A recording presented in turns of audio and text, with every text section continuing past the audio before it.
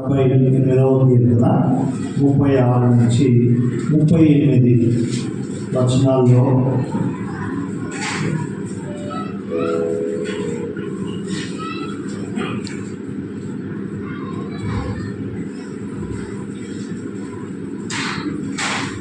ఎవరైనా తీసుకోవాలి చదివిపిస్తారా?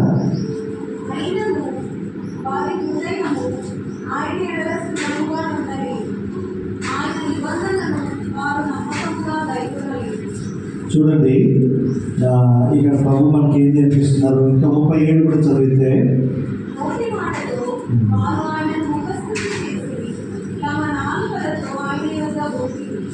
చూడండి, ఈ రోజుల్లో కూడా ఓపిక గురించి మనం విన్నాం. అబ్రహాము ఓపిక పట్టాడు, భక్తులు ఓపికలు పట్టారు. మనం ఓపిక కలిగి ఉండాలి. మనం కూడా అంతవరకు ఓర్చుకున్న వాడు, సహించిన వాడే రక్షింపబడాలని మనకి ప్రభు వాక్యం సెలవిస్తుంది కదా.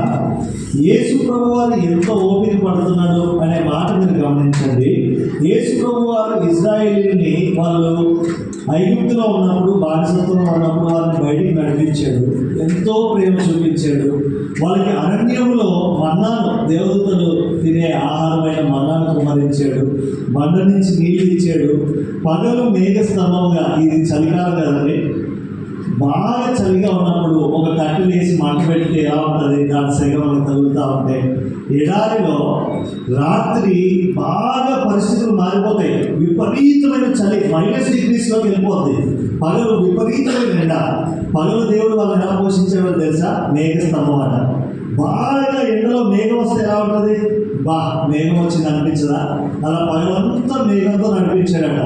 రాత్రి అంతా అగ్నిస్తంభంగా ఉండి వెచ్చగా వాళ్ళ నుంచి నడిపించాడట.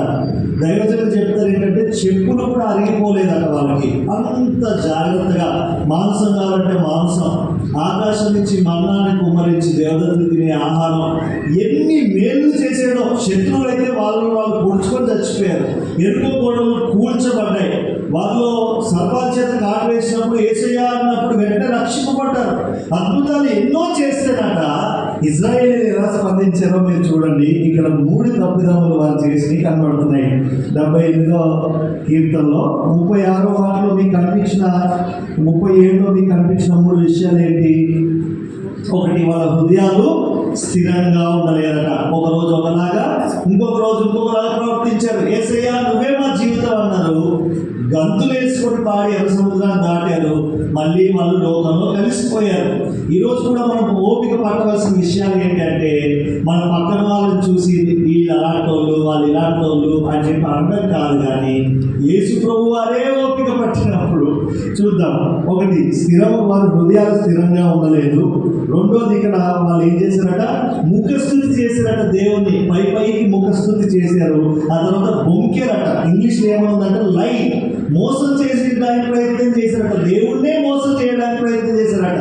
నువ్వే నా జీవితం, నువ్వు లేకపోతే నేను చచ్చిపోతా అన్నోళ్ళు దేవుని విడిచిపెట్టి తిరిగారట. కాబట్టి ఇక్కడ 3 విషయాలు ఏంటి అంటే, ఒకటి, వాళ్ళ హృదయాలు స్థిరంగా లేవు. రెండోది, వాళ్ళు బొంకారు. మూడవది, నిబంధన, దేవుడు వాళ్ళు చేసిన నిబంధన నమ్మకంగా వాళ్ళు గైకొనలేదట. ఈ 3 తప్పిదములు అక్కడ మనకు కనిపిస్తున్నాయి. మీరు బయటకు తీసినట్లయితే 40వ వచనం నుంచి 42వ వచనాలు కూడా చదివి వినిపించండి త్వరగా.